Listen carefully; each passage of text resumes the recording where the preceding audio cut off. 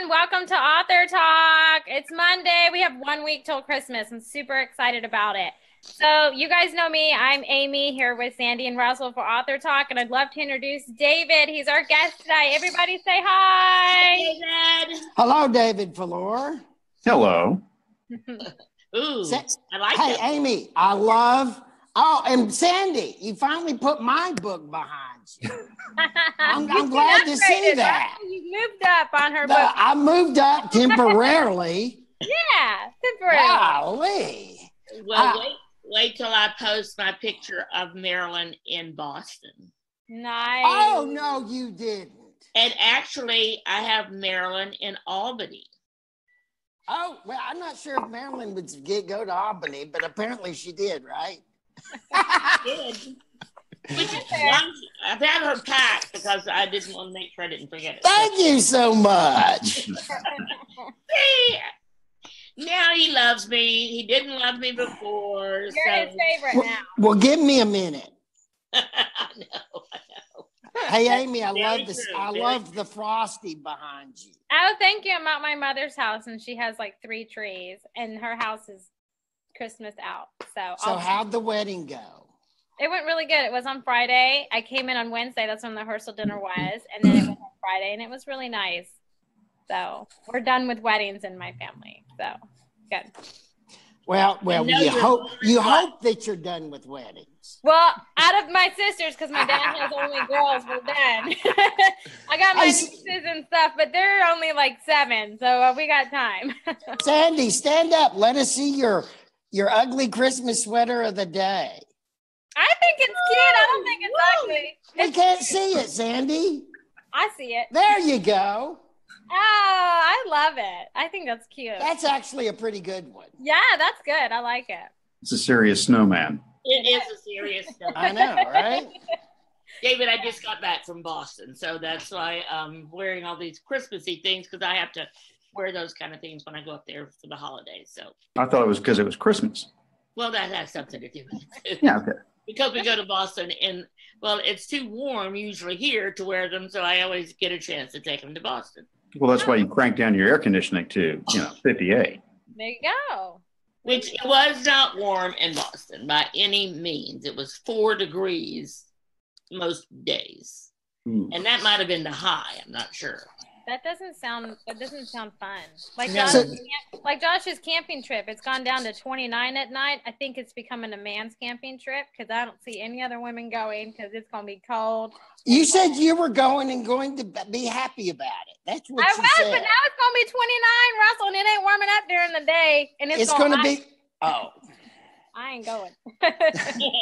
Sandy, But you put 2 in a sleeping bag and it's okay. Ah, No. dang it. Not if I can't warm up during the day. I'm done. plus he's going to be hiking in the middle of the night to see the stars.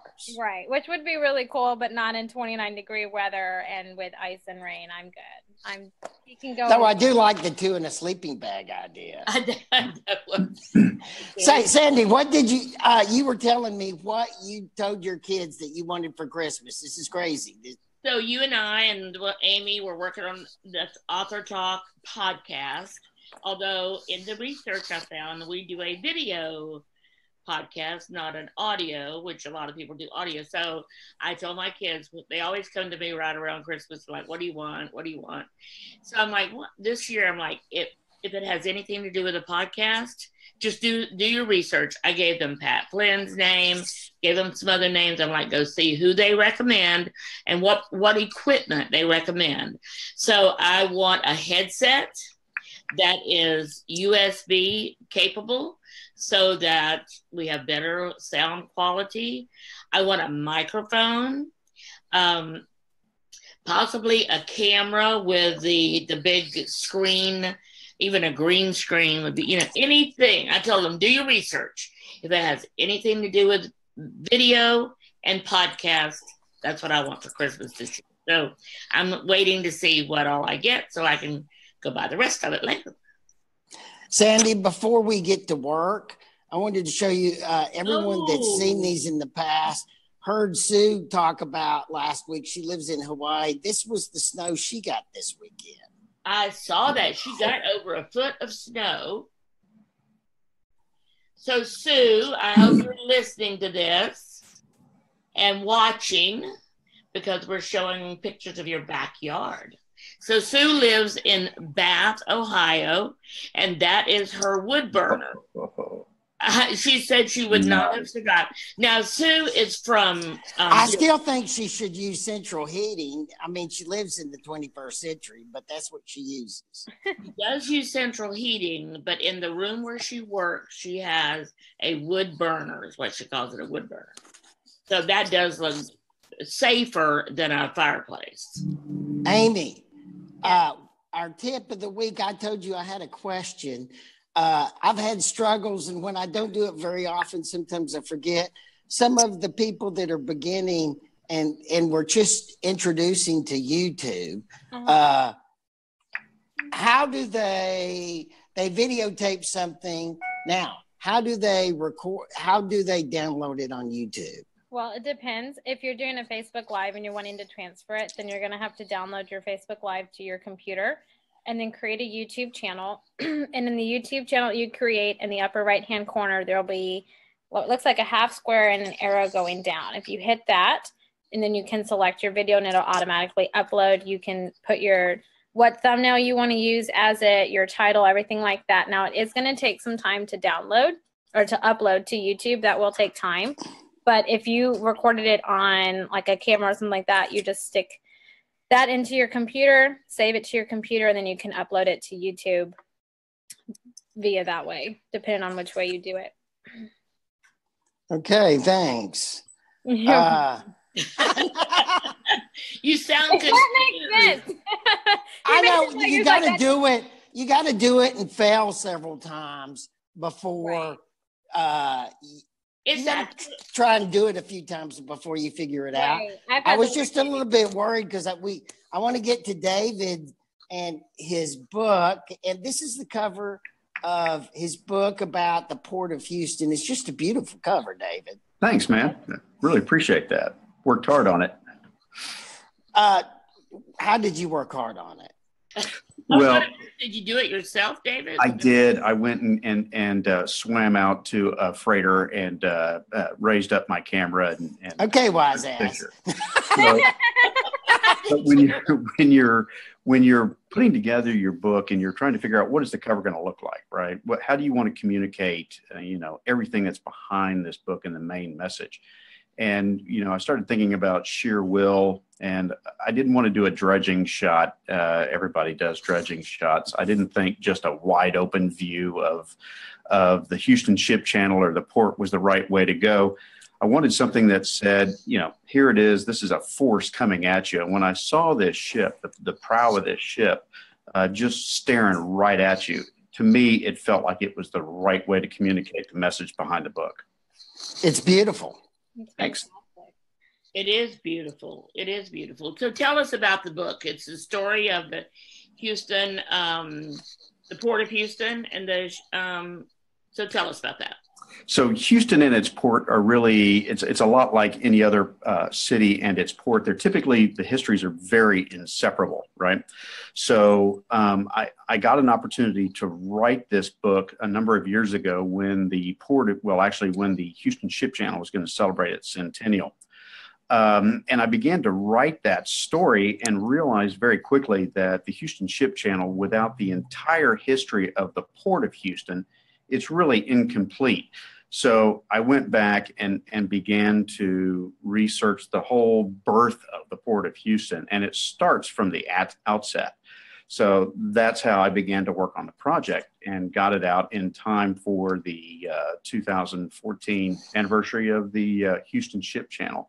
But it really celebrates the entire Port of Houston story and really the city of Houston story as well. I love stories like that. Yeah. Now you've written several other books too, haven't you? Yeah, so I've got a book out that's called Brands in History, which is based on my blog.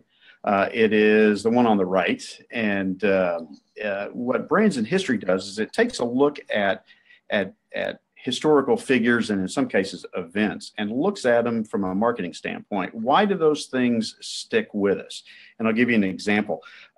Cleopatra was a master brand strategist. The way she's been portrayed in Hollywood really doesn't do her justice. She was brilliant. She was the only one of her family line that learned to speak and read Egyptian. She wasn't Egyptian. She was actually Macedonian. And she actually just wove herself into the very fabric of Egyptian life, Egyptian faith, the whole culture. And so she was very much beloved by not just the people on the streets of Egyptian villages and cities, but also the elite class of Egypt. So very successful brand strategist was. And you wrote one about the Beaumont port too, didn't you? I did. I wrote a book. So if you look at the picture that you've got, it's right underneath Sheer Will. And that's about the birth of the Beaumont port. And that was really a lot of fun to write. When I took on the project, I really thought it was going to be very similar to Houston, and in many ways it is. But also the great thing about Beaumont is they were still a little bit footloose and fancy free, as Houston was getting a little bit more in kind of, boxing in their processes and procedures and regulations. They were very much in that fight with Galveston and absolutely intent on winning it, whereas Beaumont's just kind of over there doing their thing. So that was really a lot of fun to write. Okay. So what, do you have any projects in mind next? I mean, and what type of projects would you be writing about? I have a lot of projects in mind. One of them that I'd really like to do is take the Port of Beaumont book and the Sheer Will book, and then along with some other things I've learned from some other ports along the Texas Gulf Coast, and write really a history of the nautical history of Texas and really bring all of that together. And there's a wide canvas there to work with. There's just so much about Texas. You think of Texas as, oil or cattle, cowboys and Indians. You don't really think of Texas as being nautical, but it's extraordinarily nautical because so much of it is on the coast. And really the Texas Gulf Coast is about half of the Gulf Coast. So it's just a tremendous history here. So that's one of them. And the other one is a fiction novel that I wrote a number of years ago. It's super thick. And I think I'm going to take it a little bit differently and try it as a serial online and do a subscription-based release of that book. So we know some people that have done that. Minot did that, I think, Sandy. Now, David, we talk a lot about how people and how authors can promote their books. Yeah. How have you promoted your book, and what mistakes did you think you made at the time? So when the Port of Houston, the Sheer Will book came out, the nice thing is there was a PBS special attached to it. So a lot of people got my name off of that, and sales were great the first year. Did a lot of speaking engagements. Pushed it out on my blog, pushed it out on Facebook, pushed it out on LinkedIn, all kinds of things. And I think probably a couple of mistakes that I made was not continuing that push and getting enough people to review it and getting it back on Amazon. So I think that was very much a severe mistake that I made. Now, the good news is the book is still getting, still selling. It's not thousands of copies a month, but it's still selling. And so one of the things that you can do, or that I would recommend anybody doing, is if you boost your ads on Facebook, and I'm talking about a paid boost, that definitely helps. And you don't need a lot of money. You can put your budget at 15, 20, 30 bucks, and you'll actually get quite a bit of play out of those. Are you doing that right now? I'm not doing it this Christmas, but I have done that building up, and it does help a lot. So, are you on Amazon? I am on Amazon. Well, Sandy, if you dealt with authors in this situation before, hypothetically, not telling that, but hypothetically, what would you think his next step? What would you suggest? Well, I would suggest that he go back to that year when he was doing a lot of speaking and make sure he stayed in touch with the people that were booking him to speak, because people are interested in this. And it sounds like you have a real sense of nautical, because you've mentioned that several times. So there's something about that obviously is attractive to you, or that you're interested in. So how could you promote that, and looking for who your target market is? But the main thing I would suggest is that David, help me pronounce your last name so I don't... Falloure. So that David Falloure becomes a name known in Texas history circles and anything to do with nautical, the sea. So what have you done with the Historical Society and that sort of thing, David? All those Texas groups, because there's like 1,000 of them. Oh, there's a ton of them. So, and I've spoken to most of those groups, and I sit on the board of the Houston History Alliance, so that gets me a lot of exposure, right? And also I'm part of the Texas Navy, so I'm actually an admiral in the Texas Navy. No, I don't. Yeah, didn't they all get sunk?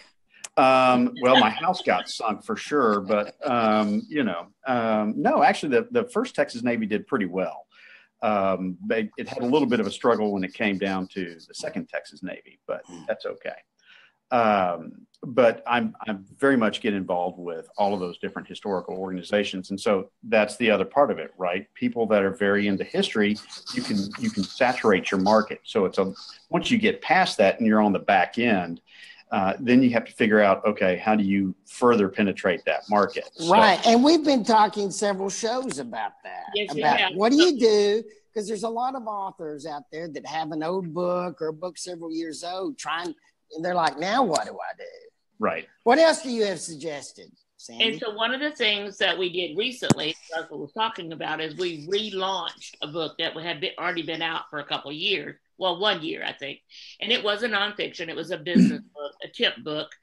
So so that might be something you want to consider. It was 2014 when it was published. Yes. So first of all, to do like an update to it. So if there's anything that's changed, you could always make some minor changes and just relaunch it as, second edition or whatever. But even if you don't make any changes, you can always relaunch the book and say, what with all that's going on in Houston's gotten a lot of publicity over the last, some good and some not so good because of the flood. But we've had the flood, we won the, World Series, so Houston is visible. So how can you help the Port of Houston be part of that visibility? And David Falloure, because you wrote the book on the Port of History. Right. So I would suggest you think about relaunching the book in 2018, bringing people up to date, but up to speed on all of it. Like, I didn't know there was a book on the Port of Houston. That's great information. So those of us that are, newer to Houston or newer to that community, or those of us that are not part of that community, I think it'd be great. Also, a lot of the other, so Port of Houston is one of the local agencies as far as the government. So there are others, the City of Houston, Metro, all of those that I've worked with them in the past with their marketing. And, they have a lot of conferences and a lot of events that they do together. So that might be a chance for you to be there and speak or have your book or communicate with them. But I definitely would suggest you look at launching it again. Just getting it's a great idea. Push up there again, because like you said, we have the high. It's like any business. You have the cycle. You have the highs, and then you have the lows. But the more you can do to build the sustainability of it and keep it up there, and it does require pushing to keep it at the top. Boy, I hate that. That was one of the reasons why I was thinking about, the nautical history of Texas is taking all of that. It's the same content, right? But repackaging it in a new way and broadening it and broadening out the audience. Because then when you talk about Sheer Will is about Houston, it's a fascinating story. But ultimately, where will the interest begin to wane? Same thing with the Port of Beaumont, right? Is once you get to a point, where does that interest begin to wane? Now, my thinking was, and tell me what you think, is to expand that. And we talk about Texas. Texas is obviously a much broader market. There's going to be people that read the Beaumont book that want to read more about, Houston and vice versa. And then they want to know a little bit about Corpus Christi or Freeport, or, we don't really talk about Port Arthur much, and there's really not much to talk about there, but, and then there was this great competition between Houston and Galveston. However, from the sheer will perspective in Houston, I really hammer away at the mistakes that Galveston made. But what about, how great Galveston was as a port during those years? So there's lots of room to play around with. I think that's a great idea, to have a book that expands, that includes a little bit of Beaumont, a little bit of Houston, and then the other port cities. Great idea. And at the same time you do that, then you could use that as leverage to launch, but or vice versa. You could relaunch Sheer Will as leverage for the new book coming out. Mm-hmm. So that way you have an opportunity to say, oh, okay, so Beaumont as well. And I know you said the book about Beaumont is actually, it's not not an Amazon book, right? It's when you go to the city of Beaumont. It's not. Actually, I was contracted with the Port of Beaumont.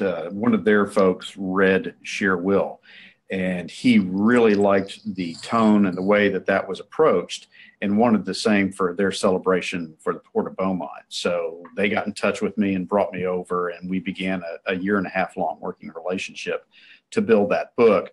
But what they did is they contracted with a publisher, and so that publisher, for whatever reason, doesn't put their books on Amazon. So in terms of availability, if you're a Beaumontian watching this and you're in Beaumont, contact the Port of Beaumont and they will gladly give you a book. They will happily give you a book. And I'm there periodically. And so, just keep in touch with the port. They'll know, and I'll come autograph your book. If you're in Houston, reach out through my website and I can easily get you a book. So, and what was that website? Let's tell everybody. So there's two websites you can go to. One is Brands in History, and it's brandsandhistory.com. And if you can get that other picture up. I'm trying to, right? Oh no, the wrong there one. It is. Oh, okay, almost there. Right almost there. See, so that's what you get for trying to rely upon me. I know, right? And I thought the cue was going to be there just so there professionally. It is. And you did actually a really good job of that cue. So there's Brands in History. And then actually, if you look up there and you go, there's related stuff under the word history. You can click on that and that takes you to my other blog site, which is David Falloure, and that's Thoughts and Adventure. That'll take you right to it. The URL for that one is davidfalloure@blogspot.com. There it is. davidfalloure.blogspot.com, my bad. And there's my latest blog. Yeah, now you're bad. I know. The Homefront Takes Shape, that's my latest entry on that one. I'm taking excerpts from Sheer Will about Houston's involvement and impact on World War II. So you can kind of keep track of that. And I may even expand that a little bit on. That was, by the way, that last blog you wrote about submarines in the Gulf. Yeah. That was an awesome blog. I've tried to share it on my page, but I screwed it up. Well, I appreciate that. But it's a great blog about World War II and German submarines in the Gulf of Mexico. Yeah, actually, what a lot of people don't know, what Russell's talking about is in 1942, there were more U-boats in the Gulf of Mexico than there were in the Atlantic. And in fact, there was sort of this dark joke floating around that it's a wonder they don't either torpedo each other or run into each other. There were so many of them. And they were really trying to blockade the shipping coming out of the Gulf because obviously there's fuel and material coming out of there. Jesse Jones got a lot happening just in the Port of Houston during World War II. You'll read that about just exactly how crucial Houston really was in the war effort. Most people think of New Orleans or they think of the East Coast. They think of all of that. They don't really understand how crucial Houston was to the war effort. And there'll be more of those coming. There'll be another one this Thursday, another entry coming up. So what had you get interested? What made you interested in all this nautical stuff in the ports of Texas? I've always enjoyed history, and from a nautical perspective, my dad was in the Navy, so maybe that's part of it. But as I began to really research the Port of Houston and took on that project, and at the time, I began with the Port of Houston to work on their version of the Houston Ship Channel Centennial book. there were so many stories that I didn't know. I had no idea about. And so just all of these incredible bits and pieces of history were uncovered, and just exactly how entangled we really are with these massive events throughout history. People think of Houston as this little, not little, but this town, in Southeast Texas with some refineries and, a bay. And they don't really understand just exactly the impact that we have. And Houston is absolutely crucial. So I want to take a minute and share some of the comments that we were having about David and his book, and some of them from Sue that we showed pictures of her backyard earlier. Wow, was that on purpose? She said, "Don't make Port Arthur." That's where her dad's ship was always Port Arthur. So, but she did have some suggestions that you maybe contact the Merchant Marines and get their input and stories from a marketing perspective. And so she's watching, and she said her dad used to have a map of all the German subs off the coast of the U.S. And most people didn't realize how many subs we had threatening the U.S. back then. So sounds like a good historical discussion there. So Sue, thanks for all your comments, and thanks for joining us. We did have a comment from Darnell Wright, who will be our guest on Christmas Day. Mm-hmm. He's just coming back from a trip to Florida, where he is speaking to people who are part of the Department of Juvenile Justice in Florida, and he's got a book about that. So Darnell, looking forward to talking to you. Those are the two. Those two have been commenting back and forth the whole time. Do you see anyone? You see anyone else, Aimee, that we need to recognize that's been watching us? No. As I'm sitting here, so David, the reason I'm turned to the side is I have my desktop here. I understand. Got the video there, but I keep seeing all these little lights. So when somebody likes the Facebook Live, the little, hands up goes across the screen. Mm-hmm. So we've been having a lot of those go across the screen. That's great. Super. Yeah. So I think this is a great topic. I love the topic. I would love to discuss with you more some marketing ideas, because I think it's any book that's based on a subject that's going to have as much interest as that one does. Port of Houston, obviously, and then the city of Houston itself. We have 6 million people, so that's a big audience for a book. So. That's a little bitty town, by the way, now that I'm back from China. Little bitty town. Yeah, no kidding, right? I mean, we're like a fourth level. Beijing is what? How many people? 42 million. Oh man, their traffic's probably worse. I don't know. Oh, because that's where they drive. Do they drive the little scooters over there too? No, not in Beijing. They don't permit that. But it is brand new cars. Wow. Everywhere. That's what it is. Brand new cars. Wow. Because people have only had cars there a few years. Everyone that drives brand new cars. Oh. It's beautiful. How's the traffic management?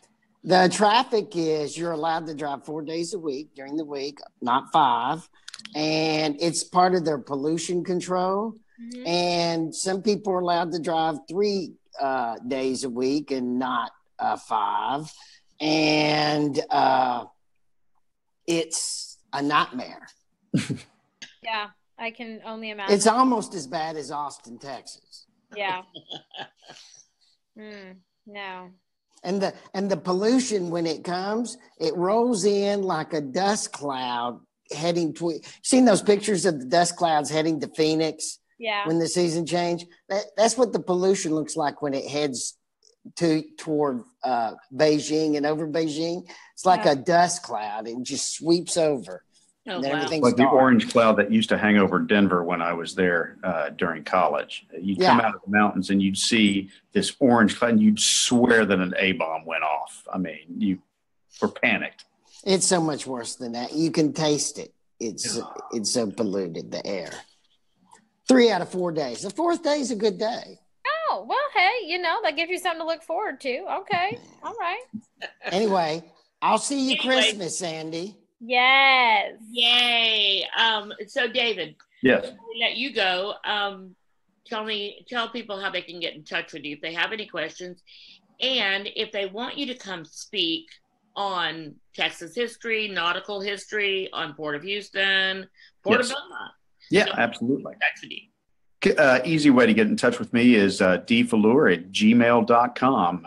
That address is linked to both of my blog sites, and it's just the easiest way. So, Aimee, will you put that in the comments? David, spell your last name for Aimee, please. F as in Frank, ALLOURE. Got it. I know, it's weird. It is a goofy name.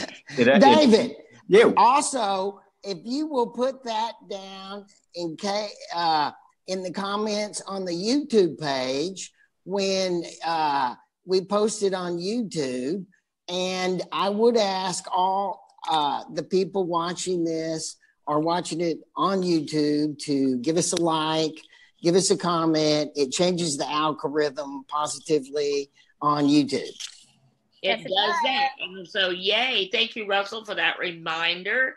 So it's been a great day. Thank you, David, for joining us. Thanks for having me. Thank you so much. It was great. I look forward to reading your book. I'm excited about it. Thanks. Very Thanks. Appreciate that. I think that would make a nice gift for my husband for Christmas because, so I can get it shipped from, it's a part of Amazon. It's Amazon. It's Amazon, so you can get it very quickly. You can also get it on Kindle. So yeah, absolutely. And you can get it very quickly off Amazon. Sounds like a plan. I think I'll go order it right now. And it'll fit perfectly in your stocking. Trust me.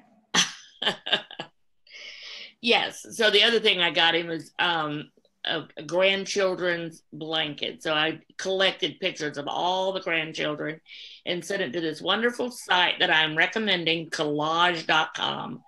And they give you 50% off on your first one. So he has a blanket, a couch size blanket that with pictures of all the grandkids at different stages of their life. So I'm excited about that. He doesn't know, and he doesn't ever watch Facebook, so we'll never know.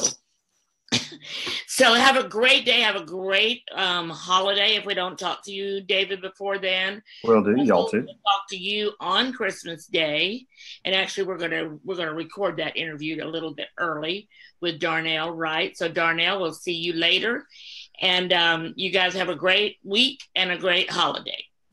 Right back at you. Merry Christmas.